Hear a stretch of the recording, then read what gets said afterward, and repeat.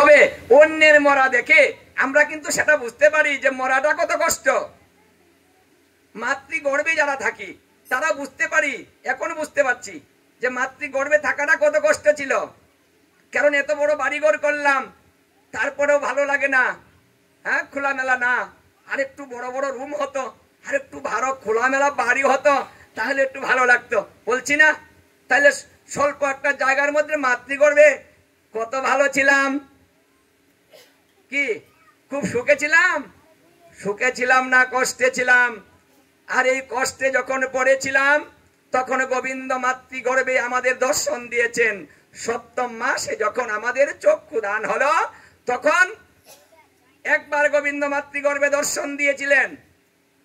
আর গোবিন্দকে আমরা দর্শন করে বলেছিলাম, হে গোবিন্দ, তুমি আমাকে এখান থেকে মুক্ত করো, এখানে আমি থাকতে পারছি না, ওখানে ভালো লাগে না, অন্ধকার।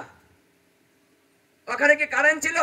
এখন যে কারেন্ট ছাড়া থাকতেই পারি না, একটু কারেন্টটা চলে গেলে খাওয়া দাওয়া বন্ধ করে দিয়ে বসে থাকি, কারেন্টটা আসুক, এখন না, হ্যাঁ, ঘরে যেতে পারি না, কারেন্ট নেই, বাইরে ঘোরাচ্ছি, কারেন্টটা আসুক। তাহলে ওই দিন কে কারেন্ট দিয়েছিল মাতৃগর্ভে? আলো ছিল? কেউ বাতাস দিয়েছিল? ভালো মন্দ মুখে তুলে দিয়েছিল যে নেও নেও, খাও খাও? এখন তো বলছে নে নে বাবা খা, বাবা খা। সেদিন কি ওটা বলেছে বাবা খা? আদরটা করেছিল? কেউ করেনি, একজন করেছে। তিনি কে? মানে যে আদরটা করেছে, বাঁচিয়ে রেখেছে, এমন একটা জায়গার মধ্যে কি বেঁচে থাকা যায়? কি করেছিলাম?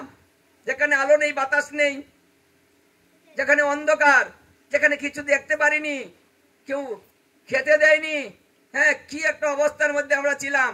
সেই দিন কোন বান্ধবে আমাদের উপকার করেছিল, কে আমাকে বাঁচিয়ে রেখেছিল, তাকে কি একবার আমরা খোঁজ করে দেখেছি? তার কথা ভাবি একবার? একবারও ভাবি না, কথা দিয়ে কথা রাখি না। আর এই কারণে আমাদের দুঃখ দুর্দশা গেল না। আমাদের কষ্টের মূল কারণ আমরা বেঈমান, আমরা কথা দেই, কথা রাখি না। যে জীব মাতৃগর্ভে গোবিন্দের সঙ্গে কথা দিয়েছে যে হে গোবিন্দ, তুমি আমাকে এখান থেকে মুক্ত করো, সেদিন গোবিন্দ বলেছিলেন আমি তোকে মুক্ত করতে পারি, কিন্তু শর্ত আছে, আমি যা বলবো তুই তা মানবি, শুনবি আমার কথা। আমরা সেদিন বিপদে পড়ে বলেছিলাম, হে গোবিন্দ, তুমি যাহা বলিবে আমরা সব শুনিব। মানে এখানেই হলো আমাদের বেঈমানত্বটা। বিপদে পড়লে যা বলবে তাই শুনবো, কিন্তু বিপদটা চলে গেলে এই কথাটা মনে থাকে না।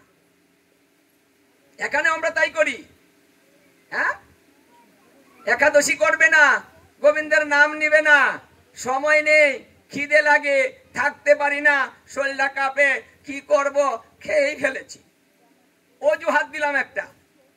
হ্যাঁ, যখন বিছানায় পড়ে গিয়ে মাসের পর মাস না খেয়ে থাকে মানুষ, খেতে পারে না, তখন কি তার দিন যায় না? আমরা কি একটু ভেবে দেখি যে গোবিন্দ যদি আমাকে এমন করে রাখেন তখন সইব কিভাবে, থাকবো কিভাবে? আমরা কিন্তু এটা বিচার করি না, হ্যাঁ, এটা চিন্তাই করি না আমরা। তাহলে গোবিন্দ বললেন আমার কথা মানবে, জীব বলছে মানবো। কি কথা বলছে? এই জন্মে তোকে গিয়ে কাজ করতে হবে। কি কাজ? যে তুই আমার সেবা পূজা করবি, আমার গুণকীর্তন করবি, মানে তুই আমার নাম নিবি, তুই জীবনে যা কিছু করবি সমস্ত কিছু তুই আমাতে অর্পণ করবি, আমাকে ভালোবাসবি, আর কারো সঙ্গে তুই ভালোবাসা করতে পারবি না। সেদিন আমরা কথা দিলাম, হে গোবিন্দ, কথা দিলাম আমরা রাজি, এই জন্মে তোমাকে ছাড়া কাউকে চিনব না, কারো সঙ্গে ভালোবাসা করব না। কিন্তু যখন আমরা এই ধরাধামে এলাম, এই মহামায়ার আল্লায় পড়ে গেলাম। যে পূজা আপনারা করেছেন দেবী দুর্গা, তিনি মহামায়া।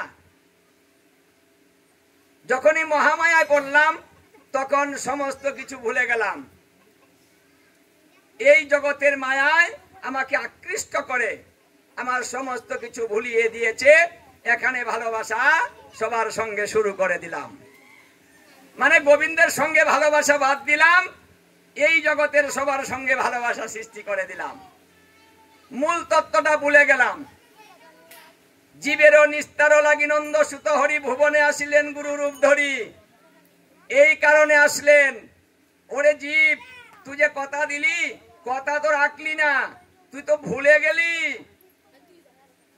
এখন আমাকে আবার যেতে হবে। এই জন্য কিন্তু গোবিন্দ বিপদে পড়লেন যে জীব কথা দিয়ে কথা রাখে না, বলে একটা করে আরেকটা, আমার আবার যেতে হবে, ওদেরকে আবার জ্ঞান দিতে হবে। তাই দীক্ষার মাধ্যমে সেই জ্ঞানটাই তিনি দিয়ে থাকেন। এই জন্য দীক্ষা শব্দের অর্থ হচ্ছে জ্ঞান। যদি দীক্ষা নিলে জ্ঞান না হয় তাহলে দীক্ষার পূর্ণতা আসে না। দীক্ষা নিয়ে যদি দীক্ষা মন্ত্র জপ না করে তাহলে সেই ব্যক্তি কৃমি হয়ে বাস করে। দীক্ষা মন্ত্র না নিয়ে যদি কেউ আহার করে এবং দীক্ষা মন্ত্র না নিয়ে বাড়ি থেকে বের হয় তাহলে সমস্ত দেবতা তাকে অভিশাপ প্রদান করে। তাহলে দেখুন, ভগবান আসলেন জীবকে নিস্তার করার জন্য, দীক্ষা দিলেন, আবার দায়িত্ব নিলেন যে তুমি যা পাপ করেছো তুমি আমাকে দাও, আবার পূর্ণ দায়িত্ব নিলেন। কেউ পাপ নেয় না, স্বার্থপর জগৎ ভালো ভালো জিনিসগুলা বেছে বেছে নেয়, কারো পাপ কেউ নেয় না। অথচ গুরুদেব এসে বলছে তুমি আমাকে পাপ দিয়ে দাও। বাহ, উনি এমনি পাপ নিয়ে নিচ্ছেন। তাই গুরু হলো পৃথিবীর সবচেয়ে আপন, যিনি পাপ নেন আর কেউ নেন না, যিনি উদ্ধার দাতা আর কেউ উদ্ধারের চিন্তাও করেন না, এমনকি মাতা পিতাও না। এই জন্য ভাগবতে পঞ্চম স্কন্ধে পঞ্চম অধ্যায়ে ঋষভদেব বলেছিলেন, হে পুত্রগণ বলো তো দেখি পৃথিবীতে আপন কে? পুত্ররা বলেছিল হে বাবা তুমি, আর মা, এই দুজন আপন আর সবাই পর। বাবা বললেন হয়নি, ওরা আপন নয়, পিতামাতা আপন হয় না। তাহলে আপন কে? যে পিতামাতা ধর্ম করায় না, ধর্ম সুশিক্ষা দেয় না, মানে ধর্মের ভিত্তিতে সন্তানকে বড় করে না, জ্ঞান দিতে পারে না, সে কখনো মাতা পিতা হতে পারে না। জন্ম দিলেও মাতা পিতা হয় না। যে গুরুদেব দীক্ষা দিয়ে সুশিক্ষায় শিক্ষিত করতে পারে না শিষ্যকে, জ্ঞান দিতে পারে না, সে গুরু হতে পারে না। মন্ত্র মুক্তাবলী গ্রন্থে বলেছে, মন্ত্রদাতা ন চ গুরু ন চ মন্ত্রার্থ উবাচু। মন্ত্র দিলে গুরু হয় না জানিও নিশ্চয়, মন্ত্রের অর্থ যিনি বুঝায় তিনি গুরু হয়। যিনি বুঝাতে পারেন তিনি গুরু হয়। মানে সমস্ত জ্ঞানের ঊর্ধ্বে থাকবেন গুরুদেব, সর্বশাস্ত্রে পারদর্শী থাকবেন গুরুদেব, সংশয় ব্যাখ্যা থাকবেন গুরুদেব, বাৎসল্য ভাবাপন্ন থাকবেন গুরুদেব। বাৎসল্য ভাব, আপনারা যেভাবে সন্তানকে ভালোবাসেন ঠিক সেইভাবে গুরুদেব তার শিষ্যকে ভালোবাসবে। গুরু শিষ্যের সম্পর্কটা এক দুই জন্মের নয়। দীক্ষা দিল যে জন্মে জন্মে প্রভু, সে মানে এক জন্ম না, প্রতি জন্মেই গুরুদেব আসবেন। কারণ মন্ত্র মুক্তাবলী গ্রন্থে আরো বলেছে, একটা শিষ্য গুরুদেব দীক্ষা দিয়ে শিষ্য করেন তখন দায়িত্বটা কেমন?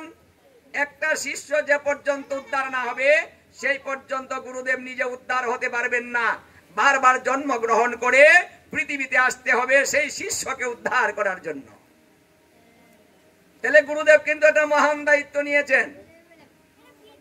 এই জন্য সঠিক তত্ত্ব কথা, সঠিক পথ প্রদর্শক করানো, ধর্ম করানো, একাদশী করানো, এই উপদেশ প্রদান করা গুরুর একান্ত কর্তব্য। কারণ আজকে একাদশী, কেউ যদি একাদশী দিনে এক মুঠ অন্ন গ্রহণ করে